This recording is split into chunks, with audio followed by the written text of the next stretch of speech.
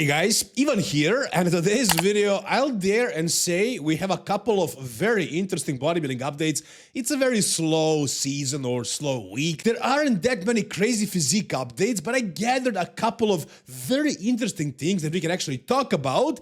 And the first thing, I think you guys are gonna like this, we're gonna talk about Derek Lunsford's training. So I talked about Samson's training, Andrew's training, Hari Japan's training earlier, and the other guys, Nick Walker too. But we never really talked too much about Derek Lunsford's training, and it's very difficult to critique somebody who has basically won everything there is to win. You know, after winning 3 biggest shows in the world, arguably, I don't know about Pittsburgh, but at least 2 biggest shows in 1 year, Arnold Classic and the Mr. Olympia. And after winning Mr. Olympia at 212 as well, winning the Olympia in the Open 3 years ago. I mean, there's definitely crazy achievements, so it's difficult to criticize and critique somebody who is already so accomplished, but there are certain things about Derek's physique that could be due to SEO use, it could be PMMA thing or SEO, whatever, but there are flaws on his physique, and one of them would be the striations, the definition, the conditioning in his chest, shoulders, arms as well, the size of his legs, probably so. Let's take a look at his training and let's see if there are maybe some mistakes he's making training.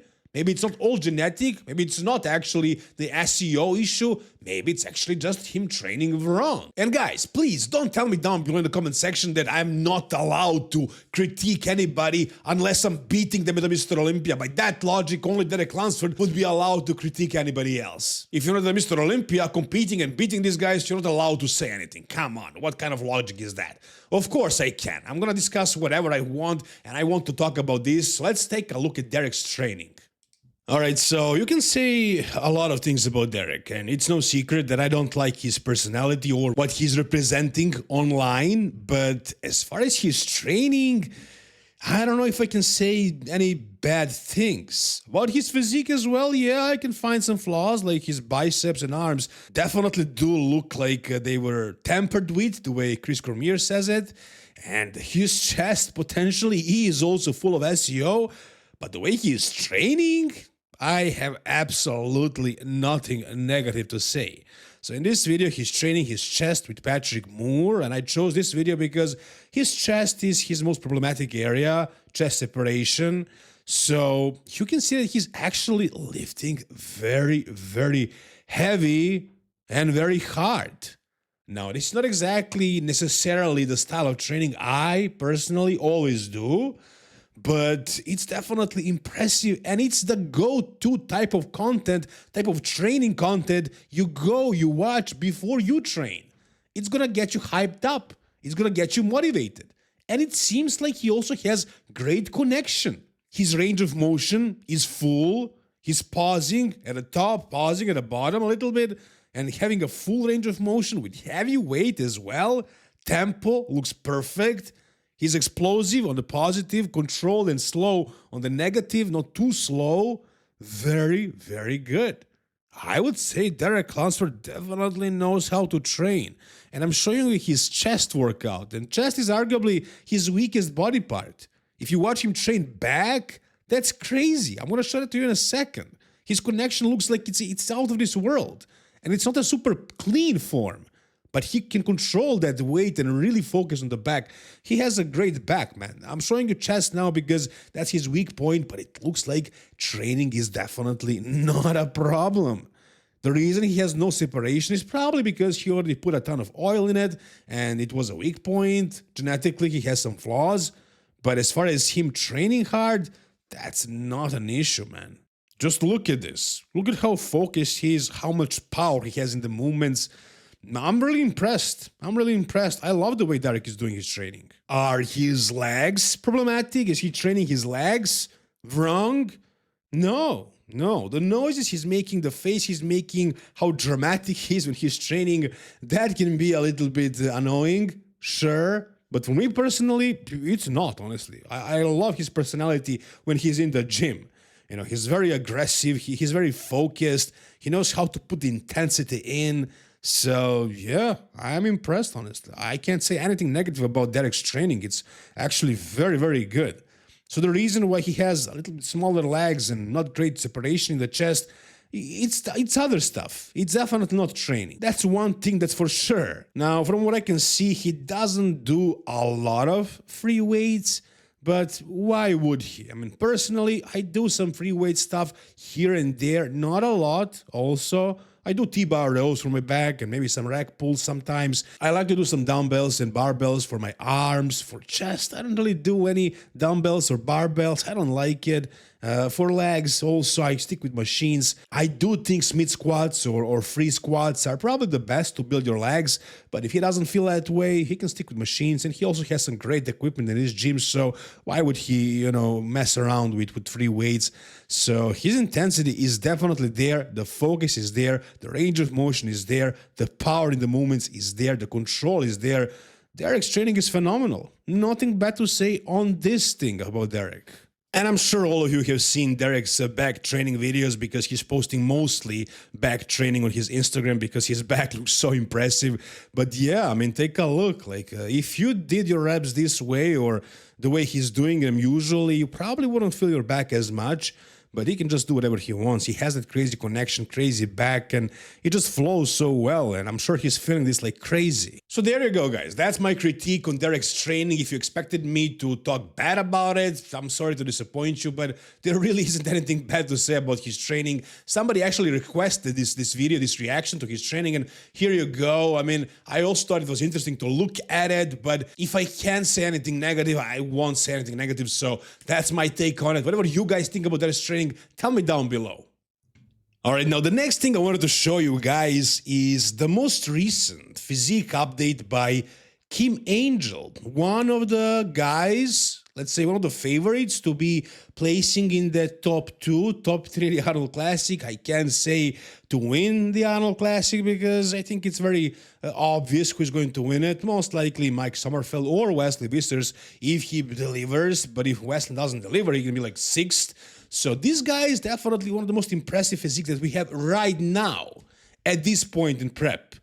Take a look at his conditioning, man. Like, this guy gets shredded, peeled, and he's actually very big as well.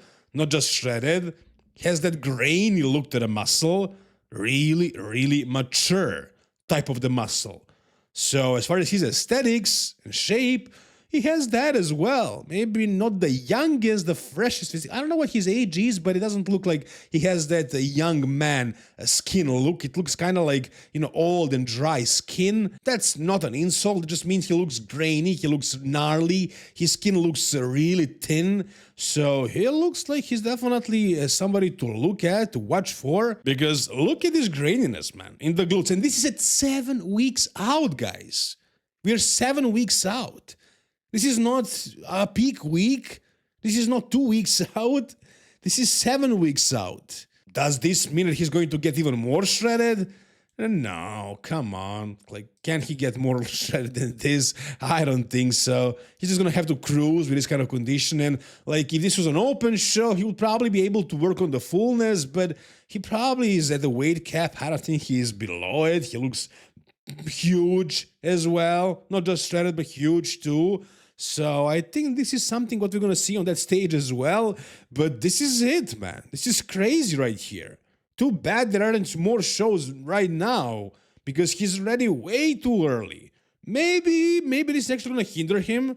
Maybe this is going to be a bad thing actually because will he be able to maintain this conditioning for 7 weeks and not lose any size and fullness and roundness?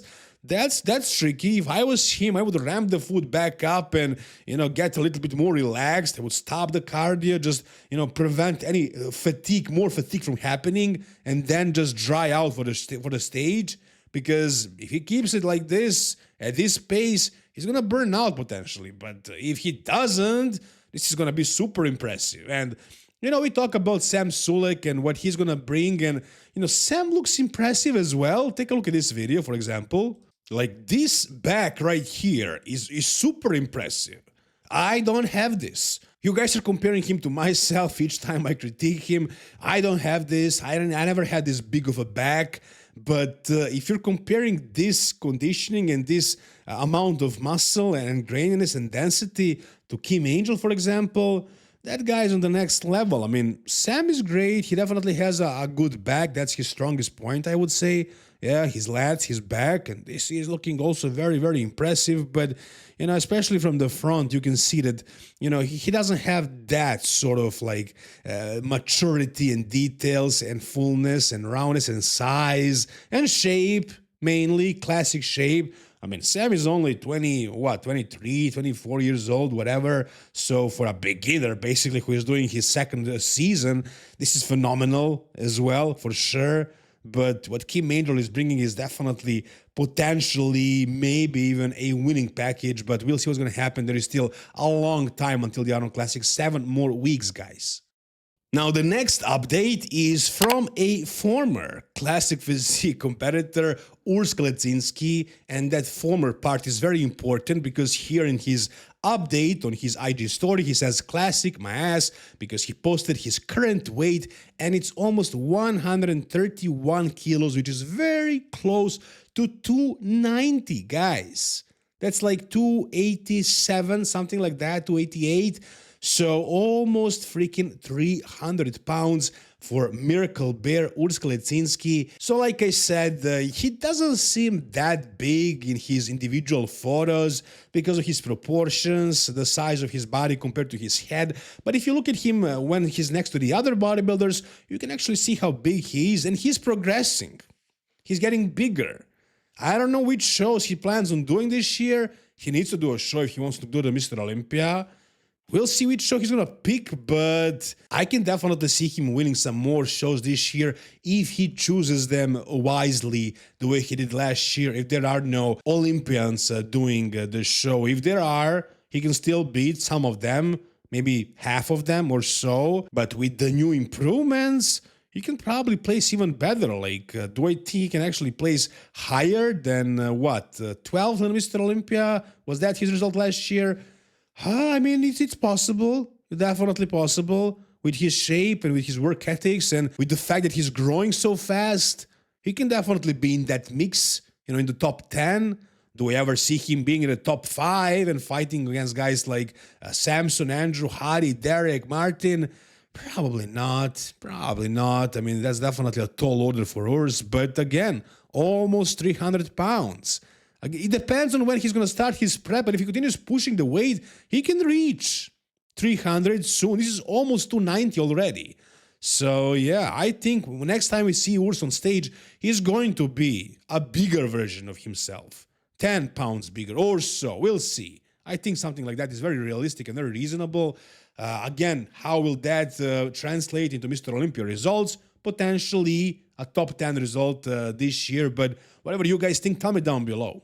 Now, if we're talking about massive bodybuilders with a whole bunch of size, I gotta show you what Joe Pistachio is looking like right now. I wonder, why do they call him Pistachio? Just joking, just joking. Of course, Joe, if you're watching this, shout out to you, my friend. I love your addition to Fuad's podcast. I love bodybuilding and bollocks, probably more so than bro chat sometimes. But yeah, I mean, this guy is a freak, and his last name is Palacios, not Pistachio, as you guys know. And he is 300 pounds or over 300 pounds, almost 310 pounds. Now, we're talking about Samson Dauda, who is 350, and Sergey Danilov as well. But these guys are over 6 foot. Joe Palacios is like 5'6", maybe. And this is him right now. Now, if you look at his photos right here in his off-season, this is him pushing his max weight. They are not looking aesthetic. Not even close. But what would you expect from a guy deep into his off-season? He's not even shaven. And also, like, he has some flaws, like a little bit bigger waist. Quite a bit bigger waist. That's the biggest flaw of his. And maybe, I wouldn't say his legs are smaller, but because of the size of his shoulders and also his waist, they appear to be a little bit smaller, and also he doesn't have those huge sweeps. But there is a ton of mass everywhere here, man. And his back currently is third best back in the world, I would say. I would say Derek Lunsford, Nick Walker, and then Joe Palacios. Now, if you look at him right here when he was on stage, he looked so much different, man, when he is actually shredded. And you can see how tall he is and how big he is and how crazy that back of his is.